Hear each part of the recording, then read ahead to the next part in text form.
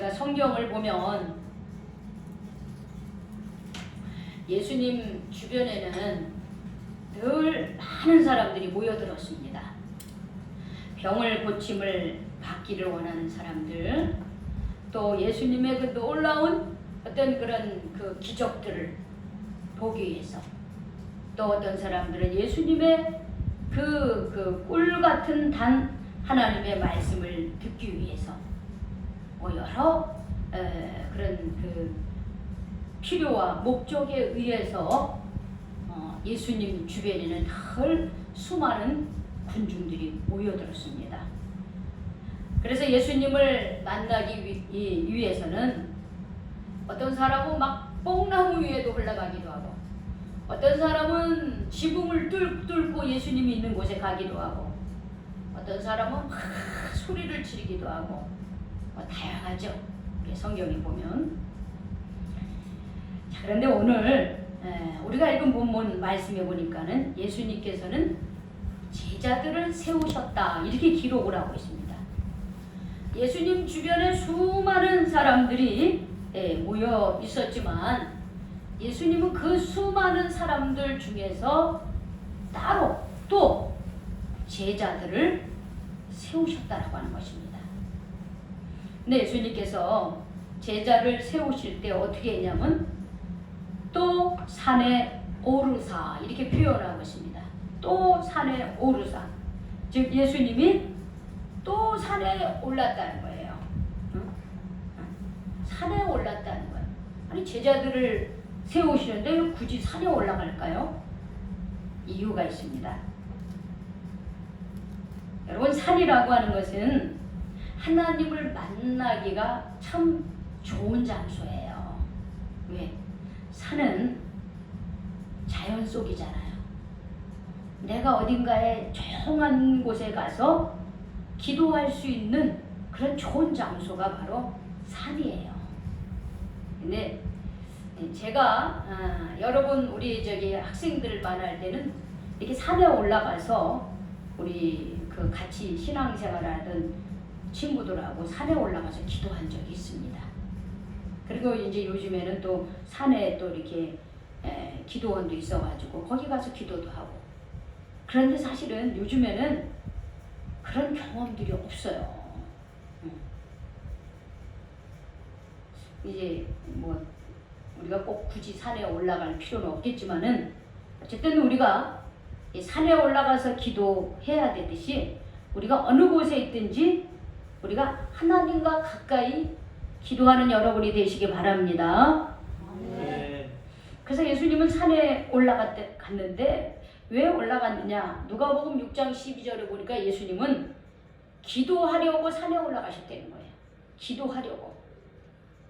그러고서는 예수님은 밤을 세우면서 하나님께 기도를 하셨습니다. 그러고 나서 밤을 세워서 하나님께 기도를 하고 나서 하신 일이 뭐냐?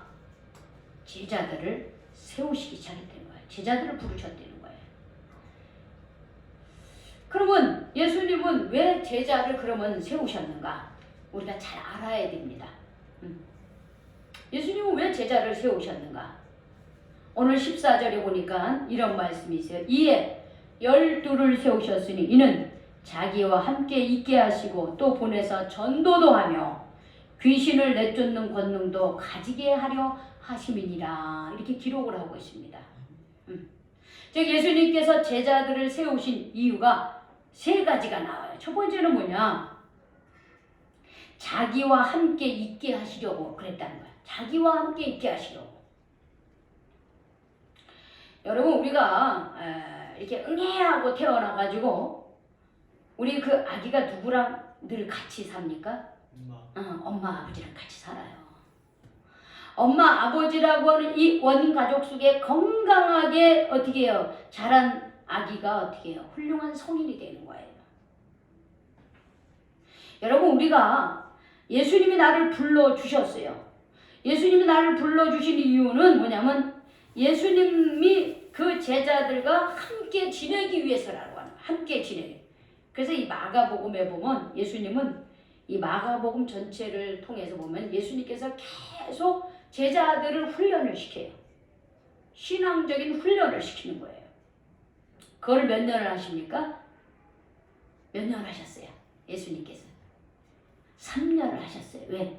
예수님이 이 공생의 활동을 하는 것, 즉 하나님 나라 운동을 한 것은 3년밖에 안 했어요. 많이 한 것도 아니에요. 3년을 하신 거예요. 그래서 예수님께서 제자들을 불러가지고 3년간 먹고 자고 말씀을 가르치고 하나님의 나라를 보여주셨어요. 하나님의 나라를 보여주셨어요. 우리의 옛말에 서당계 3년이면 풍어를 읊는다 이런 말이 있어요. 응?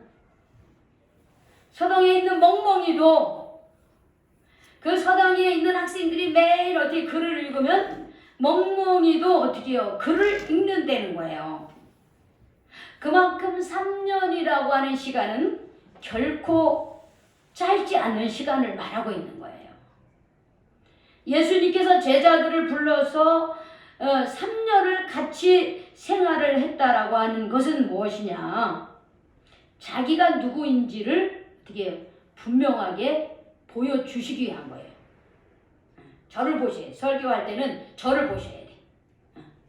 딴 데 보지 마세요, 여러분들. 여러분의 시선이 저를 향해서 있어야 말씀이 들려요. 안 그러면 자꾸 여러분의 시선이 다른 데 가는 순간 여러분 벌써 딴 생각하고 있는 거예요. 딴짓하고 있는 거예요.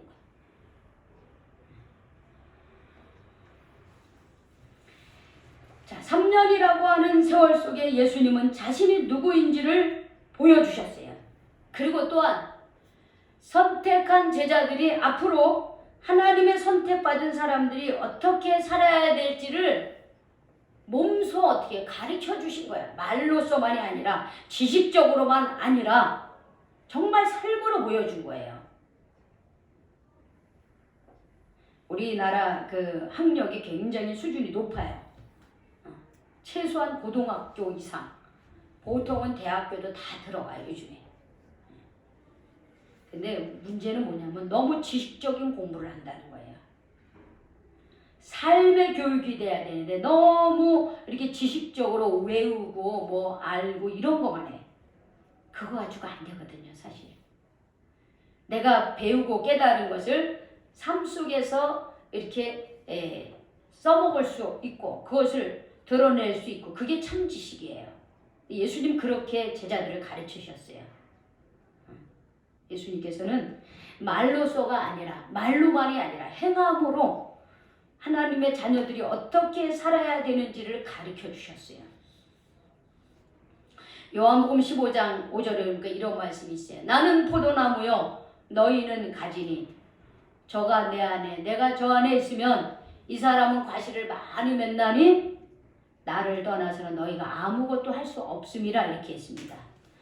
왜 예수님께서는 제자들하고 3년간 같이 먹고 자면서 가르쳤느냐? 예수님과 함께 하는 것을 가르쳐주기 위해서예요. 여기 보면 요한복음 15장에 나는 포도나무여 너희는 가지라고 하는 말씀은 예수님이 해주시는 말씀이에요. 응? 여러분 포도나무가 있는데 여러분 가지가 다 사방팔방으로 뻗어 있습니다. 열매를 이 가지에서 맺거든요. 그런데 이 가지가 잘났다고 해서 이 포도나무에서 뚝 떨어져서 땅에 떨어지면 이 가지가 열매를 맺을 수 있습니까? 아니요, 못 맺어요. 그냥 땅에 떨어져서 불에 던져질 뿐입니다. 이와 같이 여러분 예수님과 나라고 하는 관계는 포도나무와 가지 같은 관계예요. 이 가지가 포도나무 원 줄기에서 떨어져 나가는 순간 죽음밖에 없는 것처럼 우리는 예수님 안에서 살아야 되는 거예요. 예수님과 붙어 있어야 되는 거예요. 즉 예수님과 동행하는 삶을 살아야 되는 거예요. 예수님 안에 있어야 되는 거예요. 그런데 예수님 안에 있지 않고 예수님에게서 떨어져 있을 때는 아무 열매도 맺을 수 없어요. 여러분 1979년 노벨 평화상을 받은 마더 테레사 수녀님 이야기가 잠깐 제가 할게요. 이분은 20여 년간 인도의 캘커타에서 교사로 지내다가 그 인도의 캘커타에 수많은 나병 환자, 벼러진 아이들, 노인들 그 제대로 치료도 받지 못하고 어떻게 해요? 그냥 막 그 캘커타라고 하는 그 빈민가에서 그냥 막 죽어나가는 그것을 보고서 이 마더 테레사 수녀님은 빈자들의, 가난한 자들의 안식처인 사랑의 선교회를 설립하였습니다. 즉 그들이 죽은 만큼은 그렇게 짐승처럼 그렇게 죽는 게 아니라 사람답게, 저 사람도 사람인데 사람답게 그렇게 죽어갈 수 있도록 도와주자. 그래서 사랑의 선교회를 설립을 했어요. 그래서 이 수녀님은 죽어가는 그 나병 환자들, 버려진 아이들, 노인들에게 어떻게 해요? 그 사랑의 선교회에 다 모시고 와서 깨끗이 씻기고 그 죽음을 편안하게 맞이할 수 있도록 그렇게 역할을 했습니다. 그래서 이 수녀님은 1997년 9월 5일 생명이 다하는 그날까지 전 세계 126개국 200여 도시에 600여 개의 세계적인 자선기관을 세웠고 가난하고 병든 사람을 위해 일하는 4,400여 명의 제2의 테레사 수녀님들을 남겼습니다. 그런데 여러분, 이렇게 훌륭한 일을 하는 이 사랑의 선교회, 마더 테레사 수녀님을 비롯한 이 사랑의 선교회에서 가장 중요했던 시간이 있는데 그게 뭐냐? 그거는 기도와 예배와 기도의 시간이었다는 거예요. 이들은 매일 아침에 5시에서 6시 1시간씩, 그리고 한 하루를 마감하면서 저녁 6시에서 7시 이렇게 아침 저녁 매일매일 1시간씩 이들은 어떻게 해요? 늘 예배하고 기도하는 것을 잊지 않았습니다. 이들이 그렇게 죽어가는 사람들, 빈자들, 나병 환자들, 버려진 아이들, 힘없는 노인들에게 예수님의 사랑을 전하고 전 세계의 수많은 사람들을 섬길 수 있었던 것은 바로 그 힘은 어디서 나왔느냐? 바로 예수님과 함께하는 시간을 가졌기에 가능했다라고 하는 것이에요. 자기 힘으로 한 게 아니에요. 예수님이 그 힘을 주신 거예요. 매일 아침 저녁으로 예배하고 기도하면서 그 힘을 예수님을 통해서 공급을 받은 거예요.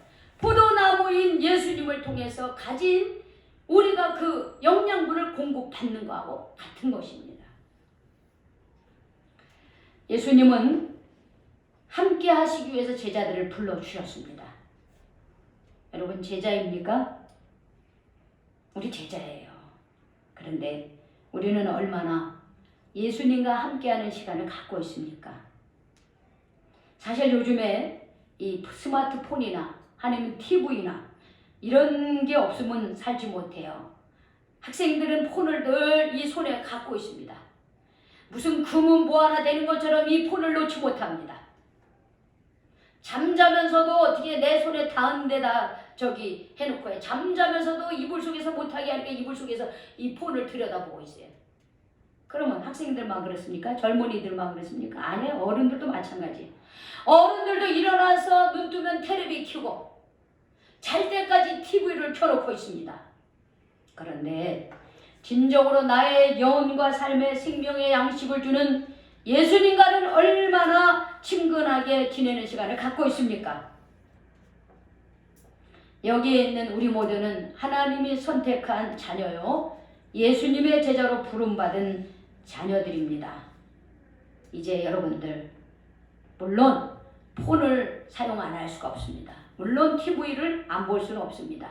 그러나 그거 보는 시간에 모든 시간을 허비하지 마시고 하루를 시작할 때 혹은 하루를 마감하면서 예수님을 만나는 그 시간을 꼭 가지시기 바랍니다. 아멘. 예수님을 만나서 기도하고 여러분들이 말씀을 보고 묵상하는 그런 시간을 하루에 30분 혹은 1시간씩 꼭 하시기 바랍니다. 아멘. 여러분 삶이 달라질 겁니다. 내가 진정으로 예수 믿는 사람이라면 내가 부름받은 하나님의 자녀라고 한다면 여러분 이 시간 가져야 돼요. 이 시간 안 가지면 우리는 제자가 될 수 없습니다. 물론 교회는 다닐 수 있겠죠. 어느 교회 성도, 어느 교회 장로 이렇게는 될 수 있겠죠. 그러나 예수님의 진정한 제자는 될 수 없습니다. 저는 저와 여러분들이 2021년도에는 진정으로 예수님의 제자가 되시기를 바랍니다. 예수님 제자가 되셔야 돼요. 두 번째, 왜 예수님은 제자를 부르셨는가 보니까 그들을 보내사 전도하게 하심이다 이렇게 얘기했습니다. 전도하려고 제자를 삼아서 그들을 통해서 하나님의 나라를, 하나님의 말씀을 전하는 사람으로 삼기 위해서 제자로 삼아 주셨다는 거예요. 그냥 모여가지고 교회 안에서 우리끼리 잘 지내는 게 아니라, 물론 잘 지내는 거 끝나면 안 된다는 거예요. 잘 믿음 안에서 잘 지내면서 어떻게 전도를 해야 되는 거예요. 전도 안 하면 그 교회는 죽은 거예요. 전도 안 하면. 왜? 예수님이 제자를 부르신 것은 전도하시기 위해서 부르신 거거든요. 예수님은 둘씩 짝을 지어서 사방으로 전도하게 하셨습니다. 그리고 예수님께서 부활 승천 후에 마태복음 28장 마지막 절에 보면 이렇게 말씀하셨어요. 내가 너에게 분부한 모든 것을 가르쳐 지키게 하라 이렇게 말씀하셨어요. 가르쳐 지키게 하라. 내가 너에게 분부한 것, 내가 명령한 것을 가르쳐 지키게 하라. 즉 가르쳐 지키게 할 만큼 전도하려는 거예요. 전도해야 거예요. 유명한 선교 신학자인 요하네스 호켄다이크라고 하는 선교 신학자가 있습니다. 이분이 흩어지는 교회라는 책을 썼어요. 저는 신학교 가가지고 흩어지는 교회라는 얘기를 듣고 깜짝 놀랐어요. 왜? 나는 모이는 교회만 알았지 흩어지는 교회는 어떤 교회인지 몰랐거든요. 그런데 그의 책 흩어지는 교회에서 이렇게 쓰고 있습니다. 모이는 교회와 흩어지는 교회가 있다는 거예요. 그럼 모이는 교회는 뭐냐? 이렇게 보이는 교회가 모이는 교회예요. 하나님의 선택받은 이들이 모여있는 장소가 모이는 교회예요. 예수 그리스도를 주라고 고백하는 선택받은 하나님의 자녀들이 모이는 곳이 바로 이 모이는 교회예요. 그래서 모여서 예배드리고 기도하고 찬송하고 교제하며 떡을 뗍니다. 그리고 힘을 얻어요. 믿음이 든든해져요. 근데 거기서 끝나면 안 됩니다. 그 다음에 어떻게 해야 되냐? 흩어지는 교회가 돼야 된다. 흩어지는 교회. 열심히 모여서 성도들이 믿음으로 든든해지고 하나님의 자녀로 쑥쑥 자라고 그 다음에 어떻게 해요? 세상을 향해서 하나님의 말씀을 전하는 그런 세상 가운데로 흩어지는 교회가 돼야 된다는 거예요. 그러면 그 흩어지는 교회는 누구냐? 바로 우리 한 사람 한 사람이네. 내가 깨달은 하나님의 말씀, 내가 받은 예수님의 그 무한한 사랑, 나를 향한 하나님의 놀라운 그 은혜, 그것을 어떻게 해요? 나만 누리는 것이 아니라 가정에서, 학교에서, 사회에서, 직장에서 흩어지는 곳곳에 가가지고 어떻게 그 역할을 하는 거예요. 흩어지는 교회, 나 한 사람 한 사람이 흩어지는 교회의 역할을 하라고 하는 거예요. 그래서 우리가 교회에 모이는 이유는 힘 얻어서 그리스도인으로 산다는 게 뭐고 예수님의 제자의 삶이 무엇인지를 잘 배워서 어떻게 해요? 세상을 향해서 흩어지기 위해서 모이는 교회가 필요하다. 이렇게 말하고 있습니다. 여러분, 우리가 흩어지지 않으면 하나님이 흩으신대요. 우리 사도행전 1장 8절에 보면 이런 말씀이 있죠. 오직 성령이 너희에게 임하시면 너희가 권능을 받고 예루살렘과 온유대와 사마리아 땅 끝까지 이르러 내 증인이 되리라. 이런 말씀이 있어요. 예루살렘, 이스라엘에서 가장 중요한 도시는 예루살렘이에요. 그 다음에 넓은 게 뭐냐면 유대 땅이에요. 그 넓이는 사마리아예요. 그 다음에 먼 곳은 세상 땅 끝까지. 즉 뭐냐면 모여서 점점 흩어지라고 그렇게 예수님도 말씀해 주셨어요. 그런데 만약에 흩어지지 않고 우리끼리 모여가지고 재미있다 즐겁다 뭐 행사도 하고 프로그램도 하고 우리 꼴이 신나네 이렇게 하면 하나님이 어떻게 흩어버리신대요. 흩어버린대요. 사도행전 7장 1절에 보면 사울은 그가 죽임당함을 마땅히 여기더라. 그날에 예루살렘에는 큰 교회에 박해가 있어 사도 외에는 다 유대와 사마리아 모든 땅으로 흩어진다 이렇게 얘기하셨어요. 흩어졌다 그랬어요. 스데반이요 사울과 율법 여러 가지 유대인들에 의해서 돌로 어떻게 순교를 당하고 난 뒤에 예루살렘에 있는 어떻게 사람들이 다 흩어져 사방으로 다 막 민들레처럼 다 흩어졌어요.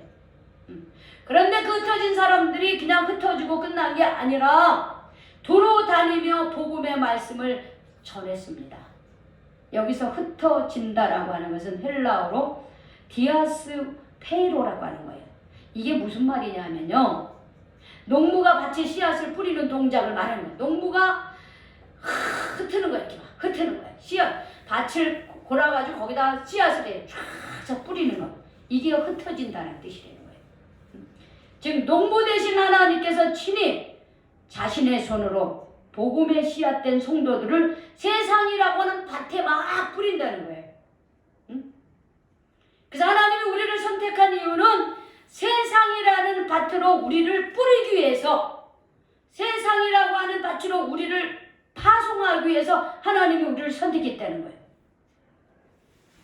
요즘 우리가 코로나로 대면 예배가 1년간 드려지지를 못하고 있습니다. 물론 우리는 계속 예배를 드렸어요. 그러나 이런저런 이유로 이곳에 많이 못 오고 있잖아요. 그렇죠? 그러면서요. 왜 하나님은 물론 이것은 인간이 그 욕심에 지나친 개발로 인해서 이산화탄소의 그 많은 배출로 인해서 어떻게 해요?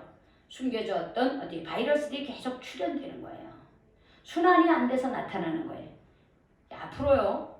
우리가 경제 발전이라고 하는 것을 늦추지 않으면 코로나 바이러스는 제2의 제3의 제4의 바이러스 그런 것들이 계속 출현합니다. 왜? 지금 러시아의 그 동토의 땅이잖아요. 그쵸? 거기가 녹아가지고 거기에 천연가스가 막 올라온다는 거예요. 그리고 얼었던 그 시베리아 땅이요. 다 녹아요. 시베리아의 그 얼음 속에 갇혀져 있던 여러 가지 그 이산화탄소들, 바이러스들이 어떻게 출현을 하고 거기에 묻혀있던 어떻게 가스가 배출하기 시작하고 있습니다. 거기만 그런 게 아니에요. 남극, 북극 전부 다 눈이 다 녹아내리고 있어요. 코로나 바이러스로 지금 1차적으로 우리가 백신을 맞고 항체가 생길 수 있습니다. 그러나 인간의 욕심을 내려놓지 않고서는 제2의 제3의 또 다른 코로나 바이러스가 출현이 됩니다. 출현이 돼요.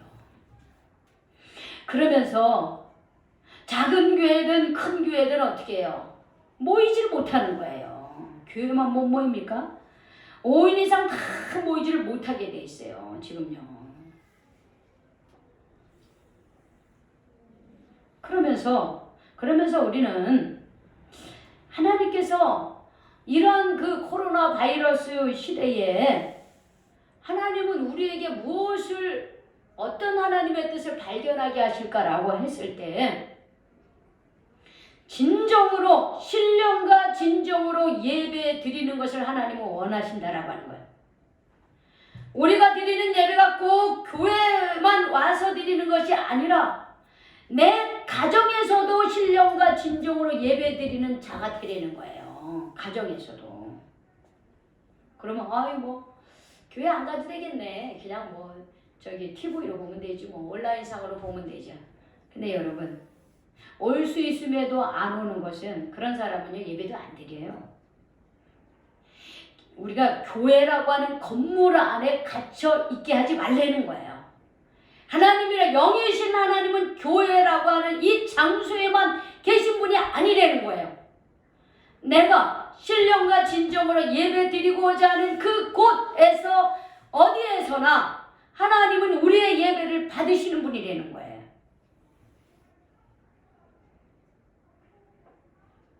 그래서 사실은 이 교회를 너무나 크게 짓고 막 여의도 순복음교회, 광림교회, 뭐 무슨 교회에서 어마어마하게 짓잖아요. 이제 앞으로 이제 시간 문제죠. 다 문 닫고 없어질 수도 있습니다. 하나님을 더 이상 그렇게 교회를 짓고 이러면서 그런데 하느라고 우리 교회의 역할을 많이 못한 부분도 있거든요. 하나님 더 이상 그렇게 하지 말라는 거예요. 더 이상 그렇게 하지 말라는 거예요. 그러면서 저는 그럼 우리 교회는 어떻게 해야 될까? 우리 교회는 어떻게 흩어지는 교회가 돼야 될까? 제가 지난번에도 얘기했지만 흩어져 있는 우리 학생들 또 예배를 드리지 못하는 사람들을 위해서 온라인 화상 예배를 좀 간단하게 드릴 수 있도록 언제 어디서나 예배 드릴 수 있도록 화상 예배를 좀 준비를 해야 되겠다. 저는 제 개인적으로 그렇게 생각을 하고 있습니다. 여러분도 같이 기도해 주시기 바랍니다. 나아가 여러분 자신은 어떻게 되냐? 우리가 어떻게 흩어지는 교회가 되어야 되느냐? 여러분 가족에 돌아가서 흩어지는 교회가 되십시오. 우리를 하나님 자녀 삼아주시고 예수님 제자로 삼아주신 것은 우리가 믿지 않는 가정으로 우리가 가정이 어떻게 우리가 구원해야 될 대상이라는 거야. 가정, 부모, 자녀, 형제, 자매, 우리 주변에 있는 친구들, 이웃들이라고 하는 세상으로 가서 어떻게 해요? 우리가 흩어지는 교회의 역할을 해야 됩니다. 그게 참된 제자입니다. 하나님이 우리를 부르신 것은 바로 그런 이유 때문에 그런 거예요. 우리끼리 그냥 잘 지내라고가 아니라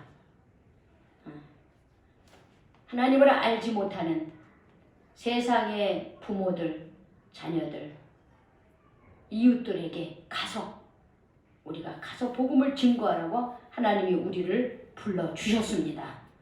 여러분이 그 사명을 가슴에 품고 정말 믿지 않는 우리 가족들을 위해서 더 기도하고 권면하셔야 됩니다. 그럴 때 우리 온 가족이 예수 믿는 그런 가정이 오래될 수 있고요. 여러분들이 흩어지는 교회 역할을 잘 감당할 수 있으리라고 봅니다. 마지막으로 왜 예수님은 제자를 부르셨는가? 능력 주시기 위해서 불러주신 거예요. 능력을 주시려고. 여기 보면 귀신을 내쫓는 권능도 가지게 하려 함이라 그랬습니다. 예수님이 제자들을 둘씩 짝지어 보내실 때에 병든 자를 고치고 귀신을 내쫓는 권능도 가지게 하기 위해서 그들을 불러주셨다 그랬어요. 그리고 오직 성령이 너희에게 임하시면 너희가 권능을 받는다 그랬어요. 주님께서 우리에게 성령으로 함께 하시면은 어떻게 해요? 우리가 귀신도 내쫓고 병든 이를 위해서 기도할 때 그들이 낫는 역사가 일어난다고 했습니다. 또 마태복음 28장 18절에 보면 예수께서 뭐라고 말씀하세요? 하늘과 땅의 모든 권세를 우리에게 주셨다 그랬어요. 예수님이 하시는 것을 우리도 믿고 성령님이 함께 하시면 이렇게 하늘과 땅의 권세를 예수님이 우리에게 주셨다 그랬어요. 그래서 우리가 진정으로 예수님과 함께하고 우리가 가서 복음을 증거하고 우리 안에 성령의 능력이 함께 하고 있다면은 우리는 진정한 제자의 사명을 감당할 줄로 믿습니다. 여러분, 우리 12제자를 불러주셨을 때 예수님이 부활승천한 이후에 여러분 이 12제자들이 어떻게 했습니까? 성령 충만함을 입고 야고보는 스페인어로, 빌립은 아시아로, 마태는 에디오피아로, 안드레는 아시아로, 베드로는 예루살렘과 로마로, 유다는 바벨론으로, 도마는 인도에서, 시몬은 아시아에서, 요한은 어떻게 해요? 에베소에서. 그들은 다 사방에 흩어져서 복음을 증거하는 사람이 되었습니다. 예수님이 제자를 부르신 이유는 예수님과 함께 하시기 위해서 불러주셨다 했습니다. 또한 복음을 전하는 사람이 되게 하기 위해서, 권능을 주시고 능력의 사람으로 세우시기 위해서 제자를 부르셨다고 했습니다. 여러분, 하나님이 나를 이곳에 부르신 이유가 있습니다. 그것은 예수님의 제자가 되게 하기 위함입니다. 여러분, 그러면 나는 제자입니까? 나는 진실로 제자입니까? 아니면은 예수님을 따라다니는 그냥 필요에 의해서 그저 예수님을 내 필요에 의해서 사용만 하는 무리들입니까? 나는 제자이면서 하나님의 일꾼입니까? 아니면 나는 군중이며 구경꾼입니까? 바라기는 우리가 이 자리에 있는 것은 그렇게 단순히 무리들로 구성되어지라고, 구경만 하는 사람이 되라고 하나님이 우리를 불러주지 않았다고 저는 확신합니다. 바라기는 우리가 이제 올해는 진심으로 하나님의 부르심에 합당한 자녀가 되도록 해봅시다. 또한 예수님이 살았던 그 삶의 모습을 우리가 닮아가려고 여러분 제자가 되시는 저와 여러분이 되시기를 주님의 이름으로 축원합니다. 아멘. 기도하겠습니다. 하나님, 예수님을 따르는 많은 사람들이 있었습니다. 그러나 그들은 모두 예수님의 일꾼은 되지 못했습니다. 예수님이 특별히 부르신 12제자와 헌신한 자들만이 예수님의 제자가 되었고, 그들은 소수였지만 전 세계를 복음화하는 그런 기초로 주님 복음의 씨앗을 흩트는 진정한 예수님의 자녀가 될 수 있었던 것처럼, 주님, 우리는 소수입니다. 그리고 우리는 코로나 바이러스라고 하는 어려운 언택트의 상황에 잘 살아가고 있습니다. 주님께서 우리를 불러주신 것은 이렇게 제자들처럼 예수님과 함께 있고 예수님이 주신 그 능력을 가지고 세상을 향해서 복음의 씨앗을 뿌리라고, 세상을 향해서 가정에서, 학교에서, 사회에서, 그 어느 곳에 내가 있는 그 어느 곳에 있든지 하나님의 복음의 씨앗을 뿌리라고 우리를 불러주신 줄로 믿습니다. 주님, 올 한 해 그런 그 제자의 사명을 감당하고 제자로서의 삶을 살아가는 저희 교회가 다 될 수 있도록 인도하여 주시옵소서. 아멘. 예수님의 이름으로 기도 올리옵나이다. 아멘.